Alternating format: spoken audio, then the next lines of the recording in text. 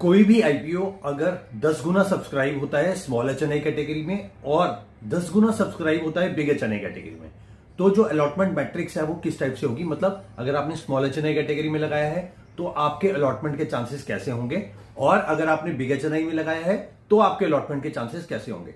तो मैं आपको बता दूं, स्मॉल एचएनआई कैटेगरी में तो बहुत ही क्लियर है कि अगर जो है स्मॉल एचएनआई कैटेगरी में 10 टाइम्स जो है वो आईपीओ जो है वो सब्सक्राइब हुआ है, तो इसमें जो है 10 में से एक एप्लीकेशन को 2 लाख रुपए की जो अलॉटमेंट है वो मिलेगी। क्लियर है, ठीक है। इसमें कोई भी कुछ कैलकुलेशन नहीं है, बिल्कुल सिंपल है, ठीक है। जितना भी सब्सक्राइब होता है, अगर 50 गुना हुआ होता तो 50 में से एक जने को 2 लाख रुपए की एप्लीकेशन जो है वो अलॉट होती। अब बात कर लेते हैं बिग एचएनआई कैटेगरी में। बिग एचएनआई कैटेगरी में ऐसा नहीं है, अगर 10 टाइम सब्सक्राइब हुआ तो उसके अंदर ऐसा नहीं है कि 10 में से एक जने को जो है अलॉटमेंट मिलेगी। इसके अंदर जो है फैक्टर लगता है, फैक्टर ऑफ 5। फैक्टर ऑफ 5 कैसे लगता है, जब भी बिग एचएनआई कैटेगरी में आप आईपीओ लगाते हैं और वो सब्सक्राइब ज्यादा होता है, ठीक है, मतलब 1 टाइम से ज्यादा सब्सक्राइब होता है, तो उसमें ऐसा नहीं है कि आपको पूरी पूरी अलॉटमेंट मिलती है।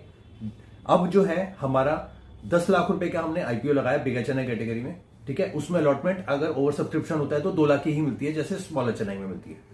तो 10 लाख का आपने एप्लीकेशन लगाई और 2 लाख रुपए की आपको अलॉटमेंट मिलेगी, तो 10 divided by 2 is equal to 5।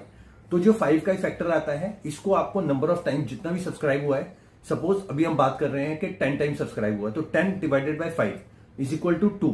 तो हर 2 में से एक जने को जो है वो 2 लाख रुपए की अलॉटमेंट मिलेगी। सिंपल। अगर यही अगर 50 हुआ होता तो 50 गुना अगर सब्सक्राइब हुआ होता बिग एचएनआई कैटेगरी में, तो 50 divided by 5 is equal to 10। तो 10 में से एक जने को 2 लाख रुपए की अलॉटमेंट जो है वो मिलती। तो इस तरीके से जितना भी number of times big HNI में सब्सक्राइब हुआ होता है उसको आप 5 से डिवाइड करिए और फिर आपको एक्चुअल जो है अलॉटमेंट की मैट्रिक्स पता चलेगी कि कितने में से कितने जने को 2 लाख रुपए की अलॉटमेंट जो है वो मिल रही है। मैंने आपको बहुत ही क्लियर वर्ड्स में बताया।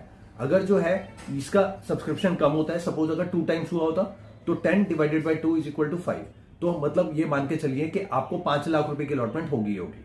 ठीक है, तो इस तरीके से जो है बिग एचएनआई और स्मॉल एचएनआई में आईपीओ की जो अलॉटमेंट है उसकी मैट्रिक्स कैलकुलेट होती है। Thank you.